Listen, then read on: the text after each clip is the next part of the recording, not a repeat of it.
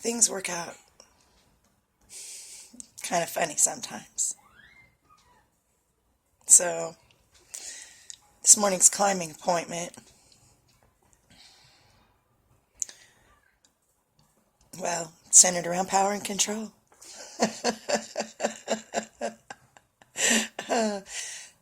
Had nothing to do with me. If you've seen any other introductory videos I've posted, then you know that nothing I do in the course of my workday is ever about me. Can't be. It's about this person. It's what they needed to hear. But, as always, there's a lesson in it for me. This channel only came about because I put rules. But mind you, my denial did not allow me to see what I was doing. I knew I was supposed to do this a little bit ago. And I actually told it to a couple of people, one of whom didn't think I was crazy, one of whom did. And then as things happen in life, I put it to the side and kind of let myself forget about it because it didn't seem relevant or real to me at that time. It didn't seem like it was something that could actually happen. I relegated it to creative imagining. Back when I was a kid, how they dealt with the things I came up with. So when I was approached about participating in this manner, because it had not been my intention, I of course said, no, it's not my intention, I don't want to do that.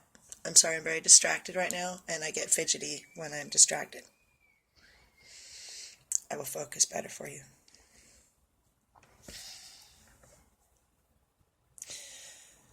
So I declined to do a channel about this. I was simply going to be a participant from my home, leave a comment after every class, and then take whatever I learned forward into my practice to benefit the climbers. And I really had no intention of going any further than that with it. Didn't think it was my role. Didn't think it was relevant. And didn't think there would be any benefit to anybody for it. I pretty much thought it was all ego. Even though I had previously been told that I would be doing something like this. That it wasn't a video. And I have issues with these types of things. I've been invisible. Maverick actually made a reference to that recently, and I already knew that. So I wasn't surprised by it. But I did fight him a little bit on fixing it. Well, in my own way of fighting. He may have recognized my fight, but he may not have. And I didn't really want to fix it.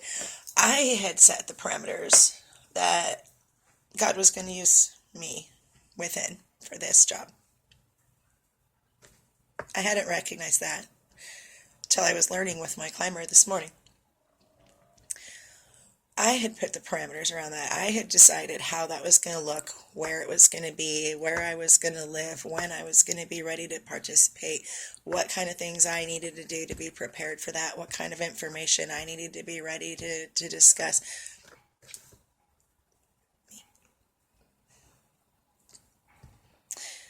Now, I think just a little while ago, you probably saw a video that says what happens when I try and do anything. So I had a very specific plan, strategy, and idea about this. And I dug in my feet, like I sometimes do. And I said, I'll know it's time when these things happen. I'll know it's time when these situations arise.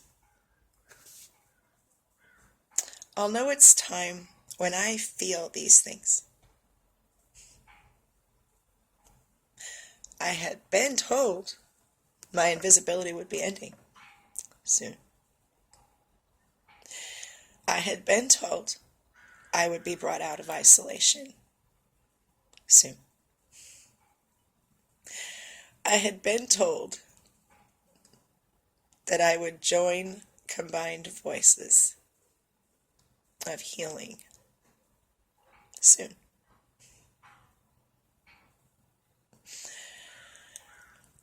I had been told that I had purpose, and I had been told that my face would become known. No. That one right there? No. That was a cincher. That was the ego factor. That was the power and control trigger. No. I will not yield. I will not compromise. I will not comply. I said no.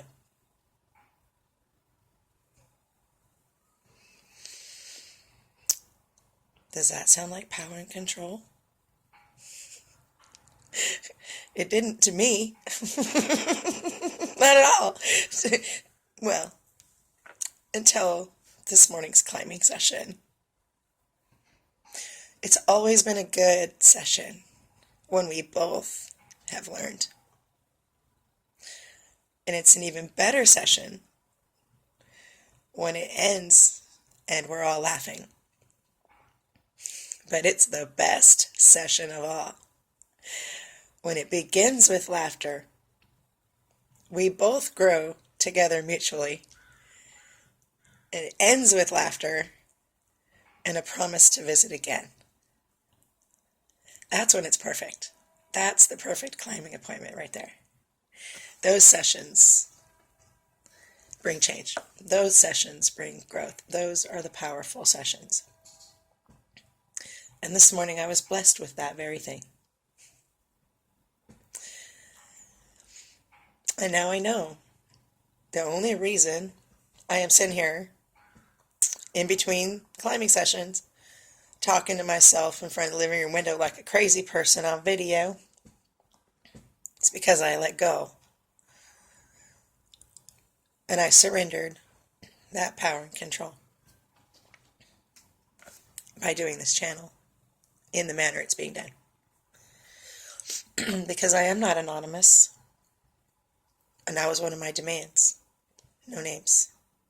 No locations, no family information, nothing identifying me or anybody I love or care about in any way, period. That was rule number one. Because I was making the rules, you know. Me. Me, yeah. I'm making the rules on this one. We see how that went, right? So the anonymity, gone. And that was surrendered also. It wasn't a choice that I made. It was left into the hands of others to fulfill their roles and their jobs. And it's for me to accept that and deal with it. So that one was gone. First rule, obliterated. Second rule was, I don't want to talk to anybody. I don't have time. I'm too tired for this. Excuses. Because I'm not too tired. I have no problems talking to people. I just didn't want to do it. I was in denial. It's frightening.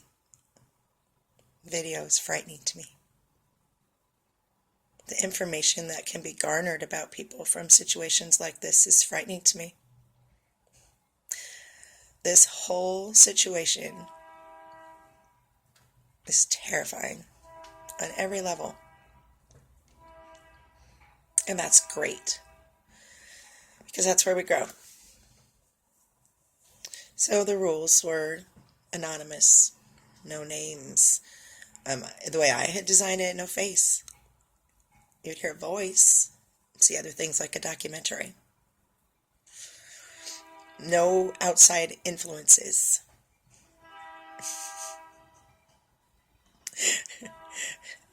No squishy material.